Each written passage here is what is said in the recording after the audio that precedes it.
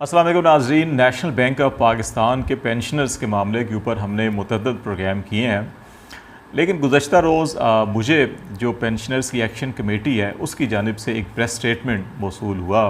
2 सफ़ात पर वो press statement मुश्तमिल था।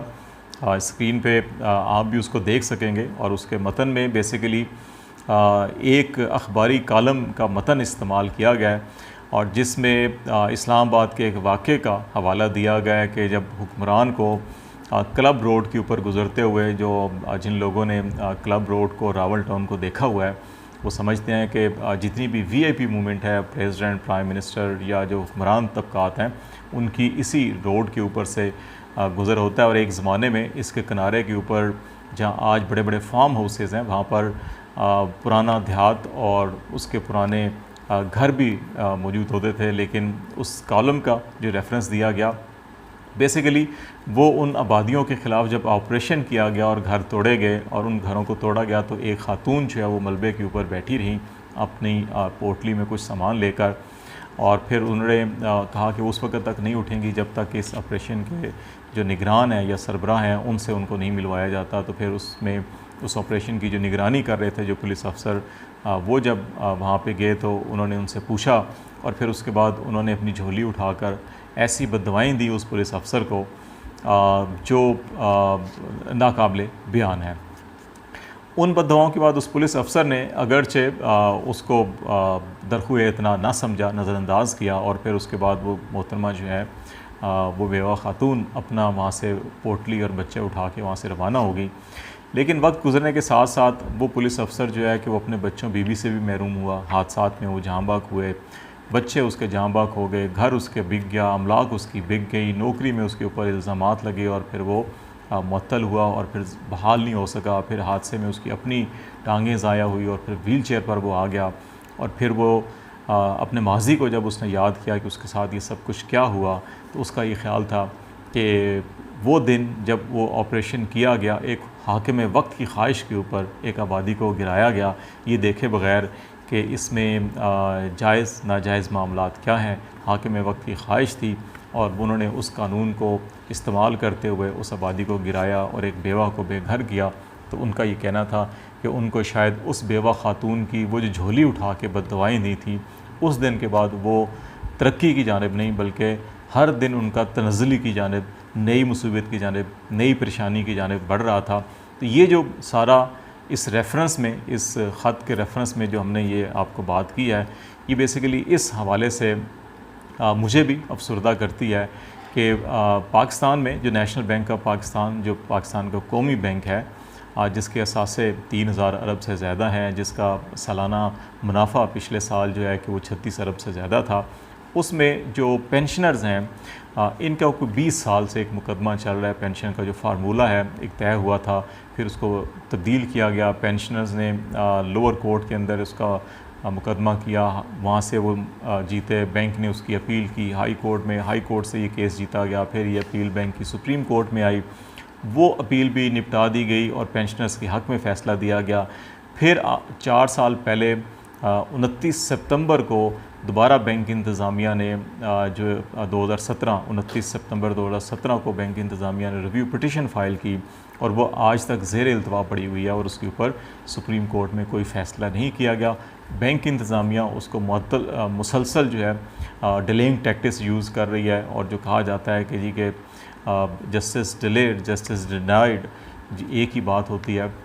तो उस तनाजुर में अभी ये जो पेंशनर्स हैं जिनके बारे में बताया जाता है कि 10,000 से ज़्यादा पेंशनर्स हैं और इन 4 सालों के अंदर 29 सितंबर 2017 से अब जब 29 सितंबर 2021 आ रहा है, इन 4 सालों में पेंशनर्स एक्शन कमेटी के मुताबिक तो 500 जो पेंशनर्स हैं वो इंतकाल कर चुके हैं। कई बेवा जो हैं वो इंतकाल कर गई हैं और उनके जो घर के मामलात हैं, मसाइल हैं, वो मुसलसल जो है बढ़ते जा रहे हैं और ये जो बुज़ुर्ग शहरी हैं इनका जीना महाल हुआ है और इनकी ज़िंदगी अजीरन बना दी गई है और ये तमाम का तमाम ज़िम्मेदारी जो है कि वो बैंक इंतज़ामिया पर डालते हैं। इस सिलसिले में हमने जब कुछ प्रोग्राम्स किए थे तो बैंक के प्रेसिडेंट आरिफ उस्मानी साहब ने हमसे रब्ता भी किया, कुछ मैसेजेस भी किए जिसमें उन्होंने ये कहा जी कि वो जो ज़फ़र सादिक साहब हैं पेंशन एक्शन कमेटी के, उनसे रब्ते में हैं और ये कोशिश कर रहे हैं कि इस मामले को जल्द अज जल्द जो है कि आउट ऑफ कोर्ट सेटलमेंट कर ली जाए और कोई ऐसा हल निकाला जाए जो बैंक के लिए भी और पेंशनर्स के लिए भी काबिल कबूल हो। लेकिन ज़फ़र सादिक साहब का कहना है कि अभी तक एक दो मैसेजेस आए थे लेकिन उसके बाद कोई पेशरफ नहीं हुई और बैंक प्रेसिडेंट जो हैं कि वो ना सिर्फ ताख़ीरी हरबे बल्कि वो वादा खिलाफ़ी कर रहे हैं। मुझे उनकी बात इसलिए ये दिल को लगती है कि यही आरिफ उस्मानी साहब ने मुझसे भी वादा किया। मैंने सवालात पूछे कि जो मौजूदा चीफ़ जस्टिस ऑफ पाकिस्तान है या इस्लामाबाद हाई कोर्ट के वो जज साहब जिन्होंने आरिफ उस्मानी साहब को रिलीफ़ फराम किया जब इनको जस्टिस कियानी ने, मोहसिन अख्तर कियानी ने इनकी तकर्री को कलदम करार दे दिया था, तो उसके बाद जस्टिस आमिर फ़ारूक भी बेंच में थे जिन्होंने इनको रिलीफ़ दिया था। तो उनके बारे में ये कहा जाता है कि ये माजी में जो है कि जज साहबान नेशनल बैंक के कौंसल रहे हैं, वकील रहे हैं, लीगल एडवाइज़र रहे हैं और अभी भी उन जज साहब के आमिर फ़ारूक साहब के वालिद साहब जो नेशनल बैंक के लीगल एडवाइज़र हैं, तो इसलिए फौरी तौर के ऊपर प्रेसिडेंट को रिलीफ़ दिया गया। लेकिन पेंशनर्स का 4 साल हो चुके हैं लेकिन उनकी जो ज़ेर इल्तवा अपील जो बैंक इंतज़ामिया की है उसके ऊपर समाअत करके फ़ैसला नहीं दिया जा रहा। तो इस सारी सूरत हाल के अंदर एक्शन कमेटी ने जो एक्स एम्प्लॉइज़ यूनियन भी है association national bank of Pakistan के जो पेंशनर्स हैं उनकी सेंट्रल एग्जीक्यूटिव कमेटी का इजलास हुआ 20 सितंबर को, जिसमें ये फ़ैसला किया गया कि 29 सितंबर को बुध के रोज़ जब ये 4 साल मुकम्मल होंगे तो तमाम शहरों की जो मेन ब्रांचेस हैं नेशनल बैंक की उनसे मुल्हिका जो मसाजिद हैं वहाँ पे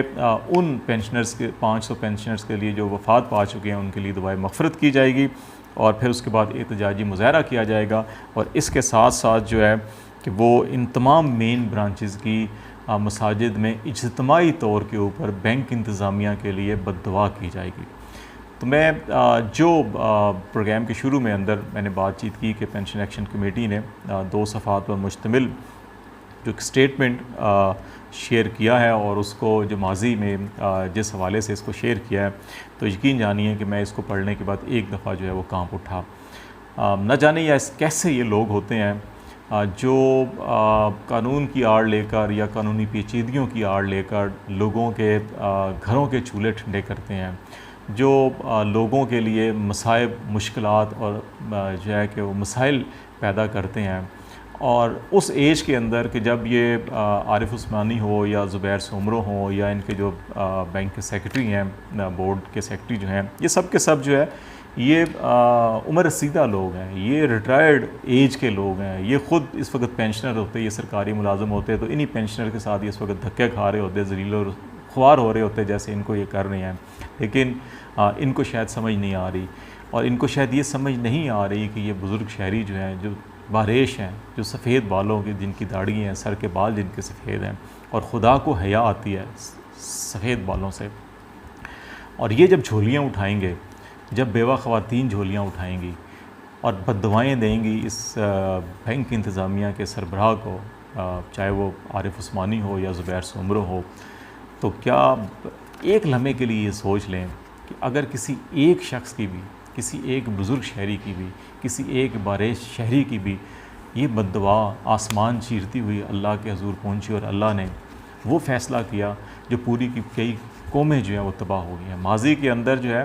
कि बहुत बड़े बड़े फ़िरौन, शद्दाद और बहुत बड़े बड़े हाकिम आए हैं, लेकिन आज सारे के सारे आप अपने करीब तरीन उस्मानी साहब अपने करीब तरीन किसी भी कब्रिस्तान में जाके वहाँ तख्तियाँ देखें, कतबे देखें कि कितने बड़े बड़े लोग थे, कितने बड़े बड़े जाबिर थे, कितने बड़े बड़े जालिम लोग थे, कितने बड़े बड़े फासिक लोग थे, कितने बड़े बड़े मुनाफिक लोग थे, वो सब के सब मिट्टी के नीचे दबे हुए हैं और न जाने उनके साथ क्या सलूक हो रहा होगा। आप खुदारा उस दिन से डरें कि जब ये लोग सारे के सारे उठकर आपके लिए बद्दुआएं कर रहे हों। आप उससे पहले सोचें, अपनी ये दुनिया भी संवारें, अपनी आखिरत भी संवारें, अल्लाह के हुज़ूर आपको पेश होना है, कोई जवाब देना है, उसको भी संवारें। और आप कानून के मुताबिक इनका नहीं भी बनता तो आप सुप्रीम कोर्ट में अर्ली हेयरिंग की दरख्वास्त दें। 4 साल हो चुके हैं, पेंडिंग में मामला पड़ा हुआ है और आपका वकील जो है वो बिस्तर मर्ग पे पड़ा हुआ है और आप उसका जवाज़ बनाकर इसमें डिले से डिले करते जा रहे हैं। आप अपना वकील बदलें, सुप्रीम कोर्ट में दरख्वास्त दें कि अर्ली हेयरिंग करें, जो भी फ़ैसला कानून के तहत है, अगर उनका हक़ बनता है तो सुप्रीम कोर्ट उनको हक़ दे देगी, नहीं बनता वो आपके हक़ में आ जाएगा ताकि मामला ख़त्म हो और ये बुज़ुर्ग शहरी किसी आस के बगैर अपनी ज़िंदगी को आगे ले जा सकें। लेकिन अगर आपने इनको यूँ ही अंधेरों में रखा, जुल्म में रखा, बेइंसाफ़ी में रखा, तो यकीन जानिए खुदा काफिरों को माफ़ कर देता है, लेकिन जुल्म और नाइंसाफ़ी करने वालों को कभी माफ़ नहीं करता।